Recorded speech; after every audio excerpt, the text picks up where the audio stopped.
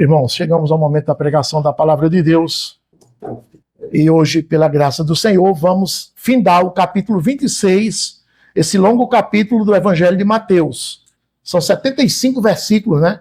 E vamos pregar a partir do versículo 69 até o 75. E o título do nosso sermão é Por que o cristão não consegue esconder a sua identidade? Por que o cristão não consegue esconder a sua identidade? Atentem no texto, irmãos. Versículo 69. Ora, estava Pedro assentado fora no pátio, e aproximando-se uma criada, lhe disse, também tu estavas com Jesus, o Galileu. Ele, porém, o negou diante de todos, dizendo, não sei o que dizes. E saindo para o alpendre, foi ele visto por outra criada, a qual disse aos que ali estavam, este também estava com Jesus, o Nazareno. E ele negou outra vez, com juramento, não conheço tal homem. Logo depois, aproximando-se, os que ali estavam disseram a Pedro, verdadeiramente és também um deles, porque o teu modo de falar o denuncia. Então começou ele a praguejar e a jurar, não conheço esse homem. E imediatamente cantou o galo. Então Pedro se lembrou da palavra que Jesus lhe dissera, antes que o galo cante, tu me negarás 3 vezes. E saindo dali, chorou amargamente. Amém. Por que o cristão não consegue esconder a sua identidade? No mundo em que vivemos, existe uma atividade chamada espionagem. Ela é exercida pelo espião. São homens ou mulheres que se infiltram nos governos, nas empresas, eles fazem espionagem política, espionagem industrial, fazem espionagem profissional. Eles captam modelos, por exemplo, de automóveis que estão sendo mantidos em segredos por uma empresa que vai lançar o último modelo. E eles conseguem captar aquele modelo, traz para a concorrente, e a concorrente faz um modelo parecido para já lançar e fazer concorrência ao novo modelo que vai estourar na praça. Existe até a espionagem conjugal. Sabemos, irmãos. O espião é sempre alguém que precisa ter muitas especialidades. Ele precisa ser, em primeiro lugar, discreto. Ele não pode dar a impressão que é um espião. Tem que ser discreto. Bom observador. Ele precisa dominar tecnologias de espionagem, ser dissimulado. Ele não pode ter crachá com o nome e com a profissão. Espião, não pode. Isso é incoerente para com o espião. Ele se comporta como uma pessoa comum. Você olha para ele assim e não, eu nunca desconfiei que esse homem fosse um espião. Se você disser isso, é porque esse homem foi eficiente no exercício da sua atividade. Agora, existe uma condição sobre a face da Terra, uma área que você não pode ser espião. Ninguém pode ser espião, que é a área cristã. Por quê? Porque não existe um único cristão sobre a face da Terra que consiga esconder a sua identidade de cristão. Se ele for de fato convertido, ele não consegue esconder a sua identidade de cristão. É impossível que um cristão diga assim, eu vou me infiltrar em determinado meio e vou esconder a minha identidade de cristão.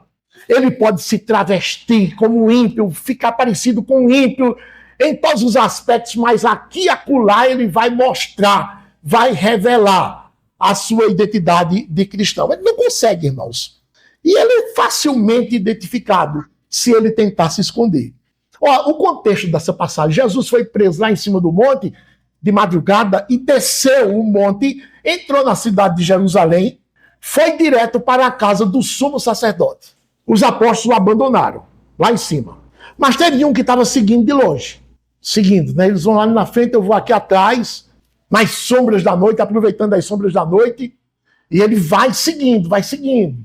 O cortejo vai lá na frente, a turba com Judas, espadas, varapaus, tochas, e ele vai seguindo. Aí ele vê que a turma entrou na casa do sumo sacerdote. Então ele dá um tempo e vai depois e entra no pátio, onde está lotado, um pátio imenso, lotado de curiosos, servos do sumo sacerdote. Ele entra e se infiltra ali dentro com o propósito de se manter anônimo. Ele quer curiar, como a gente diz, ele quer espiar o que está acontecendo ali. quer ver o que está acontecendo dentro da sala onde Jesus está sendo submetido, né, a um interrogatório injusto e vai ouvir uma sentença também injusta. Ele fica ali no meio dos servos, parecendo um servo do sumo sacerdote. É noite, a iluminação é precária e ele imagina, aqui eu vou conseguir me esconder muito bem. Eu não vou conseguir revelar a minha identidade de cristão, que sou um seguidor de Jesus. Não. Facilmente eu vou driblar aqui qualquer curioso. Mas, irmãos, ele não conseguiu. Rapidamente ele foi reconhecido. Cada vez que ele era reconhecido, ele mudava de lugar. O pátio era grande, tinha muita gente. Aí ele mudava de lugar, deixava aquele povo que o reconheceu. Quando chegava num novo lugar, era reconhecido. Ia para outro lugar. E assim, 3 vezes aconteceram essa mudança de local. Cada vez que ele tentava negar que era um seguidor de Jesus, cada vez que ele tentava negar a sua identidade de cristão, ele se comprometia. Ele piorava as coisas, dava um testemunho negativo do seu Senhor, passava o atestado de infidelidade, porque o povo, eu tenho certeza que esse homem é um companheiro de Jesus. As pessoas que realmente tinham certeza diziam, eu tenho certeza, e ele está negando. Então ele está passando para mim o atestado de infidelidade, de mentiroso, de traidor. Ele está deixando a pior das impressões diante de mim, pelo menos diante de mim. Era isso o que ele conseguia com as suas negativas, com as suas tentativas de negar a sua identidade cristã. Então o nosso propósito, nesta oportunidade, é mostrar aos ouvintes que não adianta ao cristão tentar esconder a sua identidade de cristão. Em nenhuma circunstância. Muito mais porque os tempos estão se tornando perigosos e muito mais se requererá de nós. Os irmãos sabem disso. Não adianta você tentar se esconder. Se você é um cristão, lute com tudo que você tem, com todas as suas forças e recursos para fazer o contrário. Eu vou lutar para assumir a minha identidade de cristão e farei isso publicamente, independente dos riscos que ocorrer. Porque tentar esconder a identidade de cristão, irmãos, é impossível. É como o avestruz. A avestruz é uma ave imensa, a maior das aves que a terra produziu, que o Senhor criou. Ela tem uma cabeça minúscula, um corpanzil. Quando ela se vê em perigo, ela enterra a cabeça na areia e fica aquele imenso corpo do lado de fora, exposto ao predador. Ser cristão, meus irmãos, não é algo que nós devemos esconder. É algo que nós devemos assumir, porque é um privilégio. Na verdade, é o maior dos privilégios, a maior das bênçãos. É algo a ser publicado e não algo a ser escondido. Você deve ter honras, deve se sentir honrado de ser um cristão, de ter sido escolhido do Senhor, independente dos riscos. Se você assumir que é cristão e perder o emprego, ótimo. Se você assumir que é cristão e tiver que perder a vida, perca a vida, não tem problema. Porque a maior glória do cristão é morrer pelo seu Senhor. Não tem outra glória maior. Os tempos estão se afunilando e vai ser requerido de nós que nós neguemos o Senhor. Nós neguemos a nossa condição de crentes. Então, estejam preparados, os irmãos. Não enveredem por esse caminho. Assumam a condição pública de cristãos, mesmo que percam a vida. Perder outra coisa, não estamos nem aí. Então é baseado nessas premissas que o nosso sermão terá o título: Por que o cristão não consegue esconder a sua identidade? Vou apresentar aos irmãos 3 razões, preste atenção. A primeira razão pela qual o cristão não consegue esconder a sua identidade é porque a sua presença o revela. Pedro tentou ocultar-se 2 vezes naquele pátio do sumo sacerdote e não conseguiu. Repare como a gente vai recompor o caminho. Versículo 58, um pouco atrás, está escrito assim. Quando Jesus foi preso, né? Mas Pedro o seguia de longe, até ao pátio do sumo sacerdote. E tendo entrado, assentou-se entre os serventuários para ver o fim. Isso era de noite, irmãos, iluminação precária. Ele disse assim, eu vou entrar aqui e vou ser confundido com um dos sacerdotes, ou com um dos servos do sumo sacerdote. Então, o propósito dele é esse, se manter anônimo ali no pátio. Ele quer ficar observando o que está acontecendo lá dentro da sala onde Jesus está sendo julgado. E ele está ali no pátio, né, um homem atento, e ele está atento assim, ó, o tempo todo. vai dar uma passada por perto, se move ali. Eu quero saber o que está acontecendo, mas quero me manter anônimo. Aí ele foi reconhecido. E ele fez uma primeira tentativa de esconder a sua identidade. Repara o versículo 69. Ora, estava Pedro assentado fora no pátio. Ele não estava na sala onde Jesus estava sendo julgado. Estava no pátio, junto com os demais servos do sumo sacerdote. E aproximando-se uma criada, lhe disse: também tu estavas com Jesus, o Galileu. Aí os 70 diz assim: ele, porém, o negou diante de todos, dizendo: não sei o que dizes. Então, ele foi abordado, irmãos, como sendo um dos amigos de Jesus. Prontamente negou. Ó, Pedro, lembre-se, Pedro era da Galileia. A gente viu até de manhã um mapa. Pedro era lá do norte, da Galileia. Ele não era conhecido em Jerusalém. A praia dele era lá, a Galileia. Muito menos ele era conhecido ali no círculo do sumo sacerdote, entre os servos do sumo sacerdote, como alguém do dia a dia. Não, ninguém conhecia Pedro. Só que desde o último domingo, quando Jesus entrou triunfalmente em Jerusalém, assumindo seu Messias, os apóstolos entraram com ele. E todo mundo estava vendo Jesus e vendo os discípulos de Jesus, os 12 apóstolos. Eles eram bem destacados ali. Sabemos que Jesus desfilou pela cidade, subiu o Monte Sião, entrou no pátio do templo, não falou nada e voltou sem dizer palavra. Foi embora para o Monte das Oliveiras dormir, porque perto das 18. Nesse desfile, os apóstolos todos foram exibidos a Jerusalém. A cidade estava olhando, vendo Jesus, vendo os apóstolos. Os homens, os seguidores dele, são aqueles homens ali. E o povo teve tempo de fixar, gravar a fisionomia. Na segunda de manhã, Jesus chegou com o azorrague e fez a limpeza, aquele escarcéu ali no pátio do templo, que a gente já viu em pregações anteriores. Os apóstolos não fizeram nada, foi Jesus sozinho, pelo que o texto deixa transparecer. Mas os apóstolos estavam lá apoiando, estavam à vista de todos, o povo vendo aquela cena, o povo estava atônito e o povo estava concentrado no que Jesus estava fazendo e nos apóstolos dele que estavam ali. Todo mundo gravando. Na terça-feira, Jesus enfrentou os grandes embates contra fariseus, saduceus, herodianos, escribas, anciãos do templo, à vista de todo o povo, os apóstolos plantados lá, ao lado de Jesus. E Pedro, certamente, bem perto de Jesus. Pedro era o mais ousado, era o mais que aparecia, o mais estampado. E o povão todo estava vendo, irmãos. Então, ele se mostrou a todos, Pedro, nessas 3 oportunidades. Domingo, segunda e terça. E como o pátio do sumo sacerdote, nessa noite de quinta para sexta, estava lotado, Pedro foi visto muitas vezes. E alguém gravou a fisionomia de Pedro e destacou, ó, ele estava com o profeta Galileu. Esse aí é um deles. Aí agora, no pátio da casa do sumo sacerdote, uma criada do sumo sacerdote o reconhece e estabelece um diálogo com ele. Ela se dirige a ele e vai falar a ele. 69. Ora, Pedro estava sentado fora no pátio e, aproximando-se uma criada, lhe disse, ela se dirige especificamente a Pedro, lhe disse: também tu estavas com Jesus, o Galileu. Irmãos, Pedro estava calado até então. Ele não tinha pronunciado palavra alguma. Mas a simples presença dele ali o identificou diante da criada.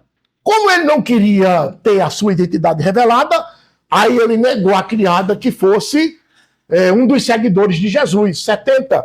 Ele, porém, o negou diante de todos. Porque quando ela falou, chamou a atenção de quem estava perto. Aí ele agora vai negar diante dela e de quem ouviu. Aquela rodinha ali que ouviu. Não conheço tal homem. Essa foi a primeira tentativa dele de se ocultar, de esconder a sua identidade de cristão. Irmãos, ele nada falou. A sua própria presença o denunciou. Aliás, o que ele falou foi dizer que não era seguidor de Jesus. Mas a presença dele foi mais forte do que o que ele falou. Agora veja a segunda tentativa.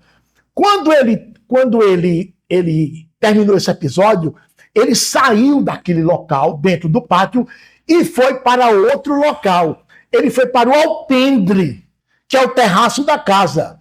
Então a casa tinha um pátio a céu aberto, mas tinha um alpendre coberto que dava acesso depois à residência, aos cômodos da casa sumo sacerdotal.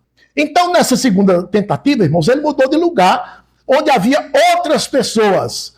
Será que eu vou conseguir me esconder aqui? Porque eu me afastei daquele grupo que me reconheceu e vou ficar aqui, nesse lugarzinho aqui, no alpendre. Será que vão me reconhecer? Aí, quando ele estava no alpendre, outra criada o reconheceu. E dessa vez ele não se dirigiu a ele, não. Ela se dirigiu ao povo que estava aqui e disse: olha, aquele ali é um deles. Repare o versículo 71. E saindo para o alpendre, quer dizer, deixou o pátio a céu aberto, foi para o alpendre coberto, terraço da casa. Foi ele visto por outra criada, não a mesma, outra criada, a qual disse aos que ali estavam: ela não se dirige a ele. Ela fala para os circunstantes que estão ali. Este também estava com Jesus, o Nazareno. Olha o pronome, este. Ela não diz, aquele ali, ela não está longe de Pedro, ela está perto. Embora esteja perto, ela não falou a Pedro, falou aos que estavam perto dela. Este é um deles. E ela falou, e Pedro ouviu o que ela falou. Repare, a identidade de Pedro estava restrita somente a uma criada lá do pátio. Mas agora amplia, irmãos. A revelação da identidade dele se amplia. Agora ele é reconhecido por outras pessoas presentes ali no terraço, no alpendre da casa. Aí, querendo manter sigilo da sua identidade de cristão, ele nega novamente.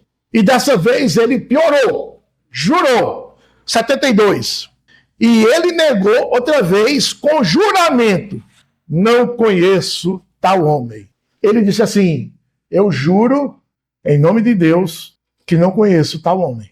Jurou para a segunda criada e mais algumas pessoas que estavam perto dela. Se você é cristão, assuma a sua identidade de vez. Não tente ocultá-la, não. Não dá certo. Ó, um cristão tentar ocultar a sua identidade de cristão é a mesma coisa de enxugar gelo. Você não consegue, não. O máximo que você consegue é pecar. É pecar e acumular pecados, querendo negar a sua condição de crente. Tolice. O cristão não pode escapar do inescapável. Você é cristão? Sou. O Senhor lhe chamou? Chamou, então pronto. Assuma que você é crente. Imagine, meu irmão, um quarto completamente escuro. Completamente escuro. Não tem vagalume. Não tem. Mas aí tem uma vela, um toco de vela aceso. Uma chama tênue, irmãos, demais. Já se apagando. Essa vela consegue se esconder num quarto escuro? Não consegue. Ela precisa falar para dizer: ó, eu estou aqui. Não precisa falar. A própria vela acesa, mesmo com uma luz tênue, num quarto escuro, ela mostra que está ali. A sua própria presença é patente, é visível a todos. Não precisa ela falar absolutamente nada. Observe quantos pecados Pedro já vai cometendo por querer esconder o inescondível. Na primeira negativa do versículo 70, ele, porém, o negou diante de todos, dizendo: não sei o que dizes. Mentiu para a criada, nono mandamento. Não sei o que dizes. Mas ele está negando quem? Cristo. Está transgredindo os 4 primeiros mandamentos da lei. Está negando Cristo. Os 4 primeiros mandamentos da lei são aqueles que regem a nossa relação com Cristo. Também está desrespeitando o 5º mandamento, está negando a autoridade de Cristo. É o 5º mandamento. Além do 6º mandamento, não matarás. Porque ele está negando alguém que não se deve negar. E quando você nega alguém que não se deve negar, você está matando. Lembra daquela história? Um camponês tinha uma rocinha pequena e tinha um único filho. E ele se esforçou para custear os estudos daquele menino que ele tinha inclinação pelos números, pelas letras, por ler. Aprendeu a ler a duras penas na escola da roça, mas aí o pai juntava cada dinheirinho que ele vendia dos produtos da roça para educar o filho. Ele gastava tudo. Não comprava absolutamente nada na cidade. Tudo que ele comia, disse: minha velha, vamos comer da roça. O que a roça der, nós vamos comer. Nós não vamos comprar nada na cidade. Até roupas ele economizava. Ele não tinha sequer sapatos para andar. Andava descalço, os pés cheios de calo, crosta grossa. Chegou o dia da formatura do filho. Ele não tinha sequer roupa para ir para a formatura. Conseguiu uma roupa com o vizinho era maior do que ele. Quando ele vestiu, ficou naquele estilo de roupa que a gente diz, o defunto era maior. E ele foi com essa roupa grande, né? Foi descalço no meio do caminho, encontrou um sapato no lixo jogado, usou aquele sapato, um sapato maior do que o pé. E quando chegou lá, o filho, não sei quem é esse aí não, porque quando ele chegou na entrada, pelos trajes dele, a recepção não quis deixá-lo entrar. Ele disse, não, mas eu sou o pai, disse o nome do rapaz, eu sou o pai de fulano. E alguém foi lá dentro, teu pai está aí fora querendo entrar. E nós achamos a imagem dele diferente, figura dele estranha. Não tenho pai não, foi a resposta daquele filho. E as pessoas voltaram e dispensaram o velho. Então, você negou alguém que não se deve negar. Você matou. É o 6º mandamento. Foi o que Pedro fez. Na segunda negativa dele, no versículo 72, olha, e ele negou outra vez com juramento, não conheço tal homem. Repare quantos pecados tem aqui. Jurou em nome de Deus, sem ser diante de autoridades. 2 pecados. Sem ser de modo solene, porque isso não é solenidade. Ele não está diante ele não está numa solenidade para jurar solenemente em nome de Deus. 3 pecados. Jurou vulgarmente. 4 pecados. Jurou mentirosamente. 5 pecados. Tomou o nome de Deus em vão. 6º pecado. Quebrou os primeiros 5 mandamentos da lei. 6 pecados. Com especialidade no 3º pecado. No 3º mandamento. Não tomarás o nome de Deus em vão. Todas as vezes que você, como cristão, tenta negar a sua identidade de seguidor de Jesus, você acumula uma série de pecados, todos graves, e você fica sujeito a duras punições da parte de Deus. Porque Deus estabeleceu na lei as punições para quem transgride a lei. Já são conhecidas nossas, está aí, as punições são essas. Quem obedece, as bênçãos são essas. Quem transgride, as punições são essas. Depois lê Deuteronômio 28, 29 e 30. Está lá escrito. Reflita comigo. Você pode mudar de ambiente. Você pode tentar ser discreto, tentar evitar o confronto, mas não adianta, porque quem andou com Jesus tem brilho, tem postura diferente. Todo mundo percebe. E isso não é marca sua não, viu? Não é marca sua não. É a marca de Cristo em você. Paulo disse assim, eu trago no meu corpo as marcas do Senhor Jesus. Gálatas 6,17. Eliseu passava por Sunem, uma cidade, e tinha lá um casal na porta olhando. Aquele homem passava, subia, descia. Aí um dia a mulher disse, meu marido, eu percebo que esse homem que passa por nós é um santo homem de Deus. 2 Reis 4,9. O crente, meus irmãos, é como o perfume. Ele fica na roupa. Mesmo depois que você tira aquela roupa, fica o perfume lá nela. Não é você que marca, não. É Cristo que marca você. Nós somos o bom perfume de Cristo, disse o apóstolo em 2 Coríntios 2,15. Nós somos esse bom perfume de Cristo. Sem Cristo nós cheiramos mal, exalamos mal. Mas se você é um crente verdadeiro e agora está tentando esconder sua identidade, Cristo não vai sair de você. O que você vai fazer é misturar um bom perfume com o mau cheiro da sua desobediência. É isso que você vai conseguir. Mas tendo andado com ele, olha, é inevitável que o seu odor não fique em nós. Você exala necessariamente o perfume de Cristo. Uma aplicação. Você já tentou esconder a sua identidade de cristão em alguma situação? É possível que sim. Todos nós tentamos esconder que éramos crentes. Já teve vergonha de dizer que é cristão? Já teve vergonha de andar com a Bíblia debaixo do braço, indo para a igreja? Já ficou sozinho no local, propício ao pecado? Agora eu vou pecar. Já ficou nesse lugar e tentou esconder que era cristão? Conseguiu? Não consegue. Não consegue. Por quê? Porque a sua própria presença o revela. Cristo está em você. Essa foi a primeira lição. Você não consegue porque a sua presença o revela que você é um seguidor de Jesus. Mas tem uma segunda lição. Por que o cristão não consegue esconder a sua identidade? Em segundo lugar, ou a segunda razão, porque o seu modo de falar o revela. Irmãos, repare nessa tentativa de esconder que é um cristão. Falando que não era para os que estavam pensando que ele era. No versículo 73, diz assim: logo depois, aproximando-se os que ali estavam, ali no alpendre. Ele ainda está no alpendre. Logo depois, aproximando-se os que ali estavam, disseram a Pedro: verdadeiramente és também um deles, porque o teu modo de falar o denuncia. Veja que o foco agora não é mais a presença de Pedro, mas o foco é o modo de falar. Ele está no mesmo lugar da abordagem anterior. Mas dessa vez ele não foi abordado por uma criada, mas por um grupo de pessoas. Observou isso? 73. Logo depois, aproximando-se os que ali estavam. Então não foi mais uma criada, nem outra criada, mas foi um grupo de pessoas que estava ali no alpendre que o abordou agora. E nesse caso, as pessoas não perguntaram nada a Pedro, não. Observou também? Já foram afirmando que ele era um seguidor de Jesus. Já foram afirmando. Reparem, logo depois, aproximando-se os que ali estavam, disseram a Pedro, não perguntaram. Isso, não. Já foram dizendo, afirmando, verdadeiramente, és também um deles, porque o teu modo de falar o denuncia. Disseram isso com plena certeza. Como é que a gente sabe que eles disseram com plena certeza? Olha a primeira palavra. Verdadeiramente tu és um deles. Nós não temos nenhuma dúvida que tu és um deles. Verdadeiramente significa isso. É claro, irmãos, que no contexto aqui, eles estão falando do sotaque galileu de Pedro, aquele sotaque forte, não é? Mas também é claro que Jesus quase não tinha seguidores na Judeia. Quase não tinha seguidores. Ele ia esporadicamente à Judeia, a Jerusalém.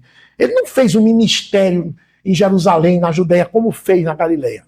A multidão dos que seguiam Jesus era de galileus. Agora a expressão, o teu modo de falar o denuncia, também guarda uma imagem espiritual. O que significa? O modo de falar do cristão é diferente. Revela que ele é um cristão. O cristão é sempre reconhecido pelo seu modo de falar. E não estou falando ele pregando, não, a palavra, ou evangelizando. Não é isso que eu estou falando, não. Eu estou falando do que a fala dele no dia a dia, irmãos. É diferenciada. Até quando ele reage, as palavras que ele pronuncia são diferenciadas. Ele fala de modo diferente. E quando ele fala, denuncia que ele é um cristão. Revela que ele é um cristão. No caso do ímpio, a gente sabe. A boca dele é cheia de maldição, cheia de engano, de amargura. A garganta deles é sepulcro aberto. Quando eles abrem a boca, irmãos, é aquela, né? Aquela fedentina. Como disse Paulo no capítulo 3 de Romanos. Ele fala com muita malícia. Romanos diz assim, veneno de víbora está nos seus lábios.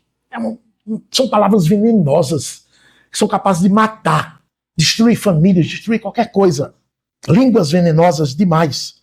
Mas no caso do cristão, irmãos, a sua linguagem é diferente. Não sai palavras de baixo calão, tagarelice.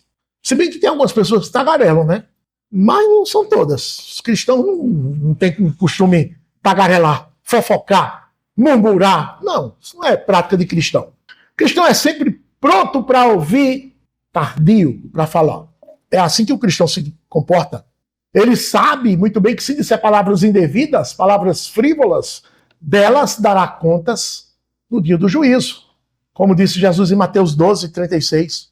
Então o modo do cristão falar denuncia que ele anda com Jesus. O pouco que a Judeia e Jerusalém conheciam de Jesus, em relação ao que os galileus conheciam, já é suficiente para identificar os seguidores de Jesus pelo seu modo de falar e de se expressar. Nós temos visto Jesus e os galileus desde domingo aqui. Eles invadiram Jerusalém, então domingo a gente viu como eles falam, na segunda, especialmente, na terça, com os debates no pátio do templo. Então eles viram, irmãos, eles se aperceberam do modo de falar de Jesus e dos seus seguidores. Foi assim que Pedro foi descoberto. Aí, quando ele foi descoberto, tentou esconder a sua identidade de cristão. Aí, foi o que ele fez? Aumentou seus pecados. 74. Então começou ele a praguejar e a jurar. Não conheço esse homem.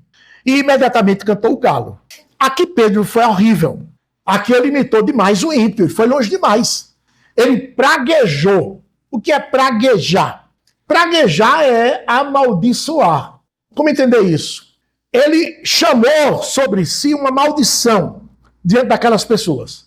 Ó, vocês estão dizendo que eu conheço Jesus. Se eu conhecer ele, eu quero que um curisco parta da minha cabeça. Agora, praguejar é isso. Fazer uma auto-imprecação de miséria, de desgraça.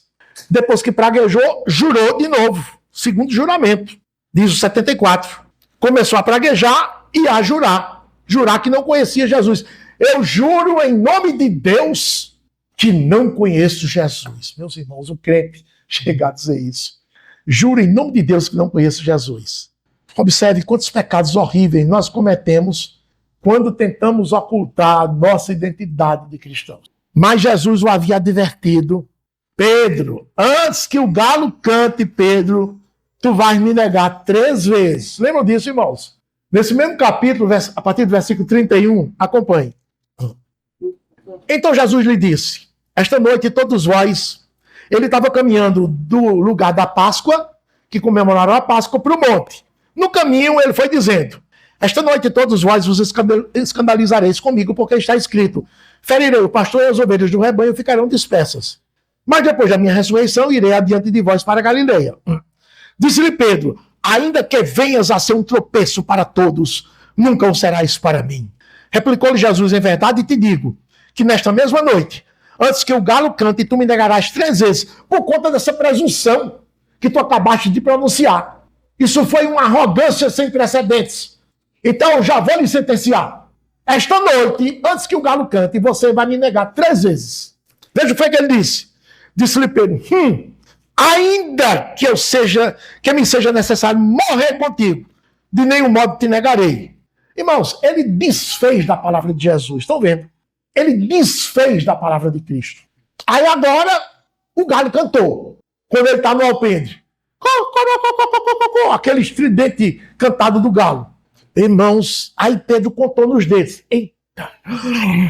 Neguei ali a criada no pátio, neguei a segunda criada aqui no alpendre e neguei esse último grupo que me abordou. E ainda praguejei e jurei, dizendo que não conhecia Jesus. 1, 2, 3.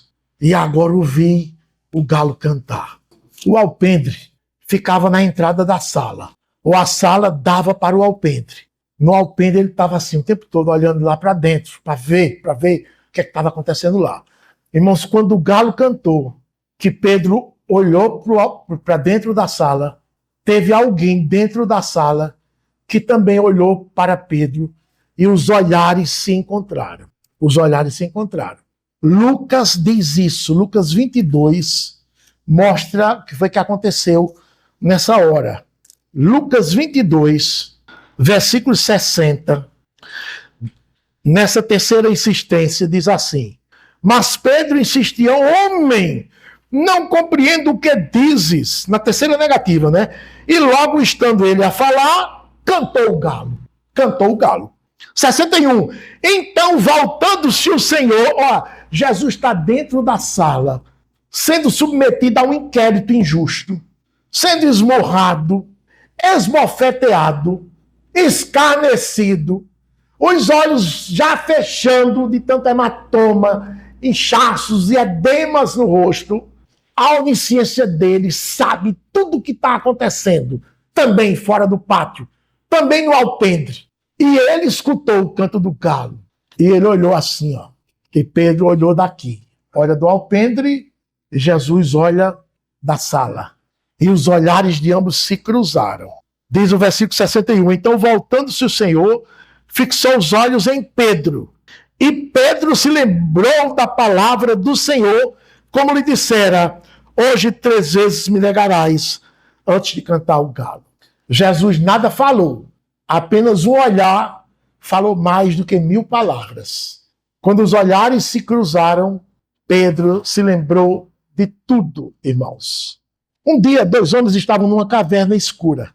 E então, na ânsia de produzir luz, um deles tirou um pedaço de carvão imenso que trazia na sua mochila. E acendeu aquele carvão. Mas o seu companheiro tirou um toco de vela do bolso e acendeu a vela. O carvão produzia uma fumaça que sufocava. E a vela produzia uma luz tênue, mas que iluminava. A ciência diz que numa noite escura, absolutamente escura, sem luar, sem estrelas, num céu nublado, que não passa nenhuma luz de cima para baixo, longe das cidades, que não tem a luz artificial, o olho humano é capaz de enxergar a luz de um vagalume a 30 quilômetros de distância.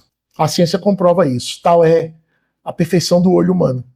Então, um homem acendeu a pedra de carvão que produziu fumaça sufocante. E o outro acendeu um toco de vela que produziu uma chama tênue, mas que iluminou aquela caverna absolutamente escura. Então, qual é o moral da história? O ímpio, quando se expressa, sufoca. O crente ilumina. O crente ilumina. Um jovem cristão foi fazer um exame admissional. E o médico fez aquela anamnese de praxe. Aquela série de perguntas. Você bebe? Não. Você fuma? Não. Você se prostitui? Não. Toma droga? Não. Tem doença venérea? Não. Tu és crente, não é isso? Aí o rapaz disse, sou. No questionário não tinha o item, qual é a sua religião? Não tinha. Mas as respostas do rapaz revelaram sua identidade cristã. Revelaram que ele andava com Cristo. Uma aplicação, responda, meu irmão. A forma que você se expressa, onde você trabalha, onde você estuda, onde você age, interage, revelam a sua identidade cristã? Revelam que você anda com Cristo? Mesmo que você seja covarde, tímido, medroso e queira ocultar a sua identidade cristã, você consegue ocultar? Não tem nem uma chama tênue que mostre que você é cristão? Tem. Se você é cristão verdadeiro, tem. Se você tentar ocultar a sua identidade cristã, você não vai conseguir. Mas se você se esforçar para esconder, o máximo que você vai conseguir é acumular pecados. Mentir, rebelar-se contra a autoridade, quinto mandamento, profanar o nome de Deus. É isso que você consegue. Por que você não consegue? Porque o seu modo de falar lhe denuncia como cristão. Porque o Espírito de Deus molda o nosso jeito de falar. Até as nossas palavras são mudadas quando nós recebemos Cristo na nossa vida. Então essa foi a segunda lição. Nós não conseguimos esconder a nossa identidade, não somente porque a nossa presença revela que nós somos cristãos, mas também porque a nossa forma de falar denuncia que nós somos cristãos. Mas aí tem uma terceira razão pela qual o cristão não consegue esconder a sua identidade. Porque o seu coração o revela. Olha, irmãos, Pedro quis ocultar a sua condição de seguidor de Jesus até de si mesmo. Até de si mesmo. Mas essa foi a ação, principalmente, que ele não conseguiu. Repare no versículo 75.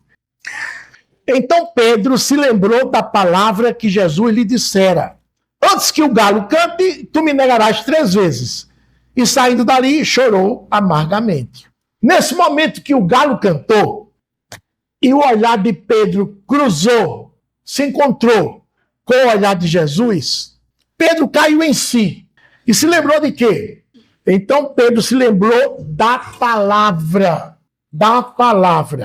que Jesus lhe dissera. Quando nós nos esquecemos da palavra, nós agimos como ímpios, verdadeiros ímpios. Nos esquecemos da palavra. Aí quando nós nos lembramos da palavra, caímos em nós mesmos. Eita! Tudo que eu ouvi, eu fiz o contrário. Porque se esqueceu da palavra. Juramos falso, né? Como Pedro. Mentimos, usamos o nome de Deus em vão. Chamamos sobre nós imprecações de maldição. É muito horrível, é muito criminoso. Mas algo mais forte se levanta dentro de nós e cumpre o seu papel poderoso. Irmãos, não somos nós que nos lembramos da palavra. Quando a palavra é implantada no nosso coração, na hora H ela emerge. Tente colocar um isopor dentro d'água e coloca ele lá no fundo. Você solta ele e volta. Assim é a palavra no nosso coração. Quando o Senhor coloca a palavra no coração de um homem, caso do crente, se por um tempo ele se esquece, depois ela emerge. Ela vem à tona. Foi isso que aconteceu aqui. Pedro foi denunciado pela própria palavra. Fez aquela careta. Essa foi a melhor denúncia, irmãos, contra Pedro. O seu coração lhe lembrou que ele é de Cristo. Enquanto o seu coração enganoso se esforçava para negar Cristo, não conheço não conheço não. Isso é a ação daquele coraçãozinho enganoso que a gente mostra aqui na figura.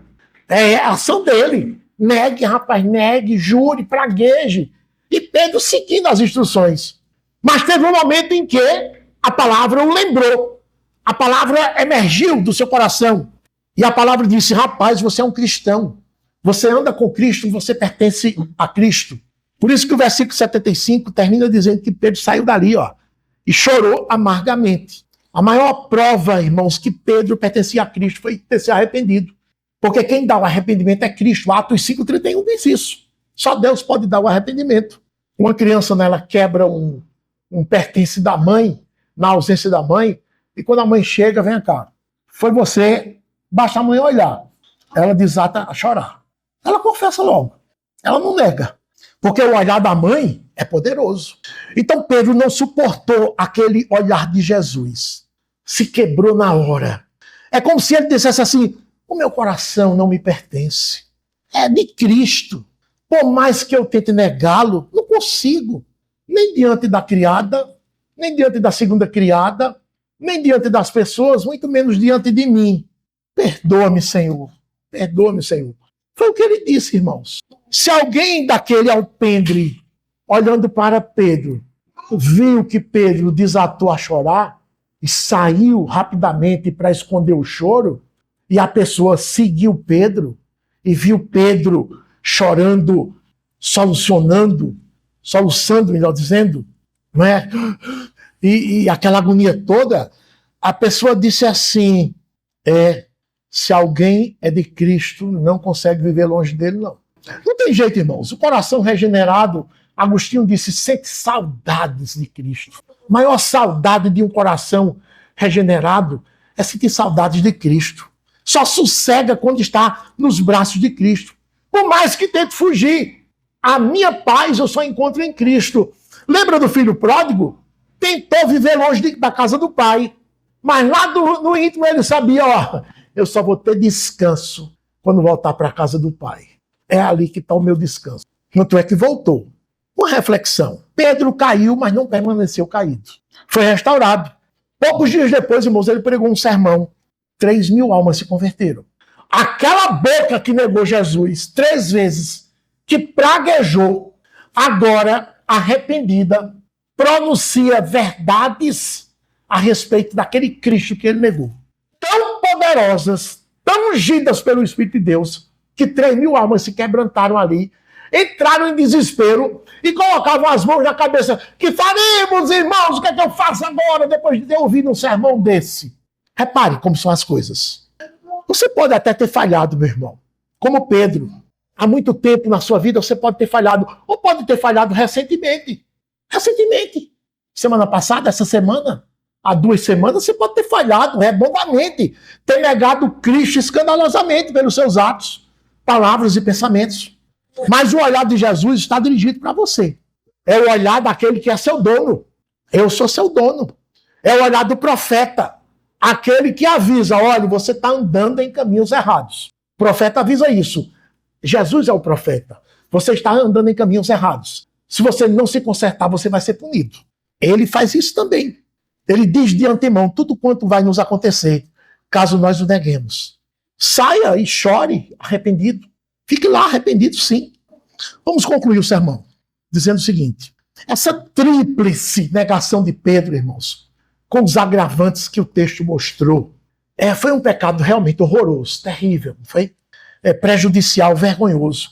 Agora, Pedro é o único responsável, viu, por esse pecado. Mas esse pecado, irmãos, ele foi secundário. O que é pecado secundário? Ele não foi o pecado primário, assim, o pecado que deu origem a essa vergonhosa série de negações. O pecado que deu origem a essa tríplice negação de Pedro foi o pecado da presunção. Ó, essa noite o pastor vai ser ferido e as ovelhas serão dispersas. Eu não. Pode todo mundo se dispersar, eu não. Eu mesmo não. Pedro, essa noite você vai me negar 3 vezes antes que o galo cante. Todo mundo pode negar. Eu não. Eu mesmo não. Pedro, orem. ore, Pedro. Você está com uma vida de oração pobre. Não orava. Desceram do monte da transfiguração, não conseguiram expulsar um demônio lá do rapaz. Jesus expulsou na mesma hora. Depois, no particular, por que nós não podemos expulsar? Vocês não estão orando.